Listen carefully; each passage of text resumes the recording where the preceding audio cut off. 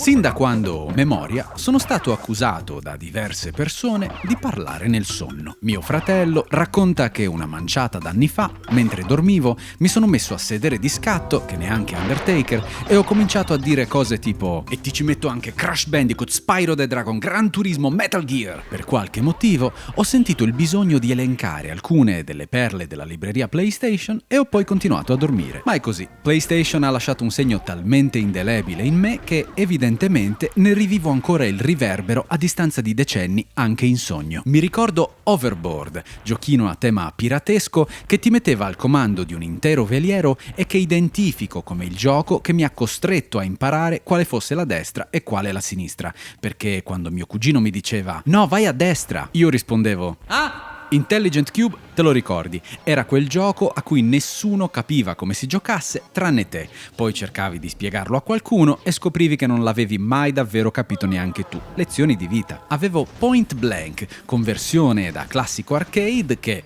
tecnicamente ci voleva la G-Con, ma quella ce l'avevano solo i bambini ricchi, quindi io ci giocavo col controller. E ovviamente c'erano anche Spyro e Crash. Ma cosa ti devo dire io su Spyro e Crash che già non sai? Posso dirti che a un certo punto della mia vita sono finalmente riuscito ad accettare che Spyro, in fondo, mi era sempre piaciuto più di Crash, almeno il primo. Spyro è il gioco che per sempre collegherò a una particolare frase che, videogiocando, mi sono poi ritrovato a pronunciare per il resto della mia vita e che utilizzerei come titolo se mai dovessi decidere di scrivere un libro dedicato ai videogiochi. Ho un pisello magico! No, non questa, bensì "E io lì come ci arrivo?". E quando un gioco, come Spyro, riesce a incuriosirti, a guidarti verso una determinata area che non sai ancora esattamente come raggiungerai, ma poi ce la fai ed era tutto bellino, tutto calcolato, tutto costruito perché tu lo capissi, pianificassi ed infine raggiungessi con una dolce planata viola, non ce n'è. Mi dispiace, Crash era Crash. Crash, perché devi ficcare sempre il naso negli affari miei? Lo avevamo e amavamo tutti. Da piccolo preferivo il terzo perché era una costante sorpresa, molto vario, memorabile, con tutti quei livelli speciali a bordo di veicoli e animali. Ma crescendo credo di avere realizzato che Crash 2 sia in realtà quello che mi piace di più e quello che mi sono poi ritrovato a rigiocare più volentieri. Comunque, su Crash torneremo perché nel 99 sarebbe esploso un altro gioco di Crash destinato a diventare a me molto molto caro. Mio padre, passata una certa curiosità iniziale, non riuscì mai ad appassionarsi veramente al mondo PlayStation, ma gli piaceva Colin McRae Rally, fortunato e popolare gioco di rally su cui onestamente anche io amavo intrattenermi alla ricerca di spettacolari incidenti.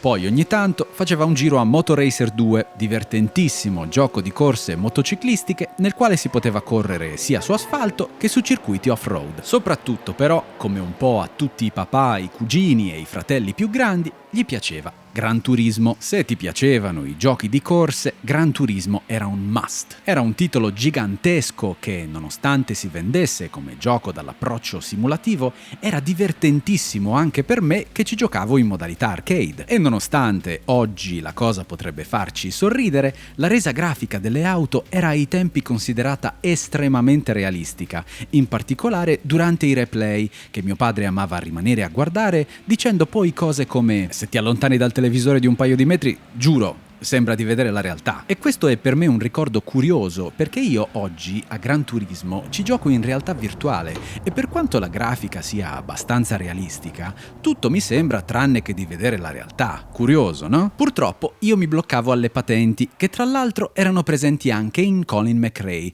ma che per me erano davvero troppo difficili. Non essendoci giochi di Sonic su PlayStation, il suo posto nel mio cuoricino fu presto occupato da un altro personaggio blu che amavo almeno altrettanto. Mega Man X4 costituì per me la goduria definitiva, anche e soprattutto perché mi permetteva di controllare Zero, personaggio che, nonostante pensassi avesse le tette, o forse in virtù del fatto che ce le avesse e ce le avesse pure verdi, appariva ai miei occhi imbattibile, con quella spada laser verde brillante che... Il gioco, uno dei miei Mega Man preferiti in assoluto, viene spesso ricordato anche per un doppiaggio non esattamente stellare.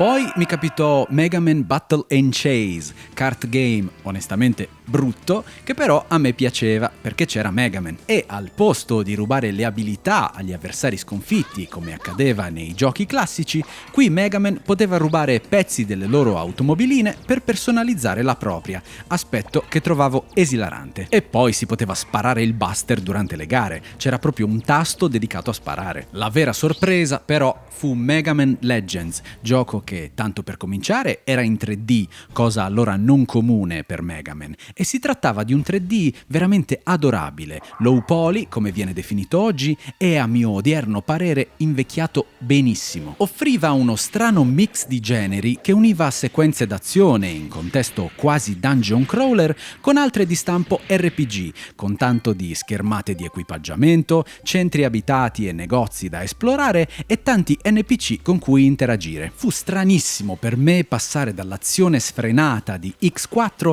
alle passeggiate in città in cui magari se fa bel tempo passo anche in libreria o al negozio di dischi. Il cast era colorato, irresistibile, delizioso, speziato dalla presenza dei servbot, i piccoli aiutanti robotici della sfortunatissima e per questo ancora più divertente banda di cattivi guidata da Tron Bonne, il mio primo approccio a un personaggio tsundere. What are you looking at? Purtroppo, ancora una volta, fu l'inglese a impedirmi di godere appieno di questo titolo, costringendomi, quando mi bloccavo, ad andare in giro a parlare e di interagire con qualsiasi persona o cosa nella speranza di riuscire a progredire. Mi ricordo in particolare questo dialogo nel quale, individuata la parola gonna, pensai, ma certo, devo trovare una gonna, e magari in inglese gonna si dice gonna, e d'altronde hotel si dice hotel. E quindi finii per incastrarmi nel negozio di abbigliamento del piccolo centro commerciale della città per interminabili quarti d'ora. Spoiler, non c'era da trovare nessuna gonna. Ma nel 98, di giochi che venivano adattati in italiano e spesso addirittura doppiati, cominciavano a comparirne sempre più spesso. Una sera, mio padre, passando fuori da camera mia, fu attirato da alcuni dialoghi che lo portarono a entrare e a chiedere: ma stai guardando un film? Ci sarà qualcuno con me? Come al solito questa missione prevede un solo infiltrato. E Metal Gear Solid dava proprio quell'idea. Tutto, dalle inquadrature al montaggio, ai titoli di testa che poi scorrevano perfino durante i primi leggendari momenti di gioco, davano l'impressione di star giocando a qualcosa di più simile a un film che a un videogioco. Adesso hai maggiori possibilità di infiltrarti senza farti notare. Eh sì, perché il fulcro di Metal Gear era proprio il fatto che il protagonista, Snake, per la maggior parte del tempo fosse incoraggiato a favorire un approccio furtivo, silenzioso, in un'epoca in cui i giochi che avremmo poi imparato a definire stealth non erano ancora diffusissimi, almeno non quanto oggi, perché se oggi facessero il gioco del Gabibbo, stai tranquillo che le sequenze stealth ci sarebbero. Metal Gear era un gioco travolgente. Il doppiaggio stesso, ormai impresso, bruciato nelle nostre sinapsi, contribuiva a regalarci una profonda possibilità di immersione, la cui intensità per molti di noi era stata ignota o quasi fino a quel momento. Certo, sentendolo oggi, tolta qualche voce innegabilmente buona, Qui stavamo conducendo degli esperimenti con un nuovo tipo di arma. Un'arma che cambierà il mondo. è impossibile non lasciarsi scappare quantomeno un sorriso, a partire da Snake. Non avevo idea che fossi così carina. Questo non è il momento di provarci, Snake. Mei Ling, che sembra doppiata da mia cugina con gli audio di WhatsApp. Controlla il radar. Sta rilevando il direttore della DARPA. È un punto verde. Corri a recuperarlo. Il colonnello, che sembra un robot. Usa l'ascensore per spostarti da un piano all'altro. Dovrebbe essercene uno da quelle parti. Turn the game console off. Aiuto, ma anche se il livello medio non era certo eccellente, questo doppiaggio funzionava e come, anche perché si sposava alla perfezione con un certo giocoso mood generale. I tizi sono professionisti. Sanno come maneggiare e preparare le armi. Ehi, Zitto là dentro! D'altronde Metal Gear era un gioco che amava non prendersi troppo sul serio, rompeva in continuazione la quarta parete e non sempre per portarsi a casa quelli che sarebbero diventati sorprendenti slanci stilistici o storici colpi di scena, ma anche per evidenziare certe nostre tendenze di gioco. È passato molto tempo dall'ultima volta che hai salvato la partita. O semplicemente per spiegarci come giocare, quali tasti premere in quali occasioni. Premendo più volte il pulsante cerchio puoi recuperare le energie. Nonostante strizzasse l'occhio al cinema, era un videogioco, diciamo, ben consapevole di essere tale. Proponeva poi una trama coinvolgente come poche prima di allora, capace di dare un peso, un senso di gravità e importanza agli eventi narrati, anche quando questi si muovevano attorno a personaggi a dir poco bizzarri e anche per questo iconici e memorabili. Il fluttuante telepate mascherato, l'imponente guerriero sciamano fissato coi corvi e, come dimenticare, l'invisibile ninja cibernetico. Ma oltre che travolgente, Metal Gear fu un gioco stravolgente perché offriva un gameplay fresco, stimolante, ricco di approcci insoliti e meccaniche imprevedibili. Era un gioco in cui, per dirla come l'avrei detta ai tempi, si potevano fare un sacco di cose, anche strane. Andare in giro nascosti sotto a una scatola di cartone, bussare sulle pareti per attrarre l'attenzione dei nemici o perfino utilizzare il fumo di una sigaretta per individuare dei laser. E di tutti questi piccoli dettagli era divertente parlarne, condividerli con gli altri bambini alla ricerca di quel nuovo e pazzo particolare la cui veridicità non vedevi l'ora di poter verificare una volta tornato a casa da scuola. Tipo, come faccio a impedire a Psycho Mantis di leggermi nella mente e anticipare ogni mia mossa? Collega il controller alla porta numero 2. In questo modo Mantis non riuscirà più a penetrare nella tua mente. Tipo, lo sapevi che quando ti catturano puoi usare il ketchup per fingerti morto e attirare la guardia all'interno della cella?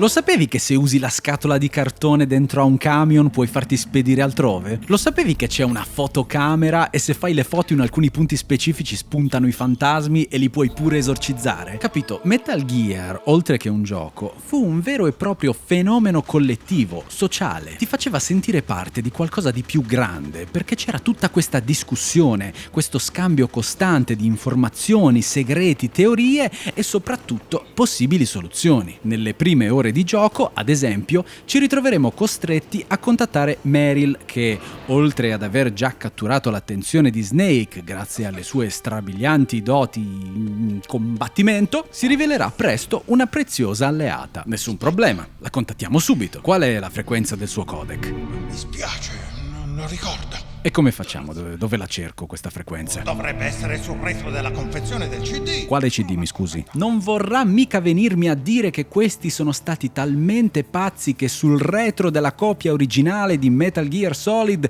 hanno stampato un piccolissimo screenshot di gameplay nel quale si intravede la frequenza necessaria ad andare avanti nel gioco. Meta, e come faccio io se la mia copia di Metal Gear ha questo aspetto? E quindi la mattina dopo, arrivati a scuola, c'era tutto un senso di urgenza. Ma come faccio a chiamare Meryl? Ma sul retro di quale CD poi? E io nell'inventario ce l'ho un CD, cioè dice disco ottico. Ma come si fa a guardare dietro? Che tasto devo premere? C'è una combinazione. Tanti, troppi tra i miei coetanei si arresero o dovettero aspettare che qualcuno questa maledetta frequenza gliela rivelasse. Io, con santa pazienza, aprii il codec e cominciai a chiamarle tutte, una per una, fino a trovare quella di Meryl. Chi sei?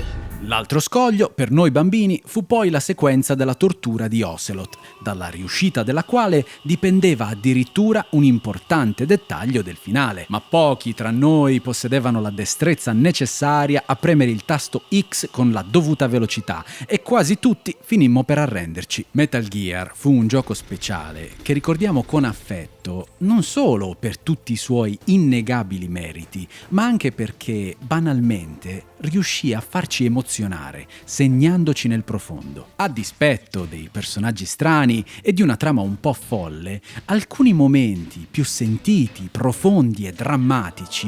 La verità è che ho semplicemente paura di me stessa, di prendere delle decisioni che riguardino la mia vita, ma non ho più intenzione di mentire a me stessa. La prima persona alla quale ho letto la mente è stato mio padre. Nel suo cuore non trovai che odio e disgusto verso di me. Mia madre era morta dandomi alla luce e lui mi incolpava per questo. Credevo che mio padre mi avrebbe ucciso. Ci fecero intuire che il videogioco stesso potesse ambire a diventare qualcosa di più evoluto, pur senza necessariamente cambiare identità o trasformarsi in qualcos'altro, come ad esempio un film, ma rimanendo invece ben ancorato nella propria fiera consapevolezza di essere, appunto, un videogioco.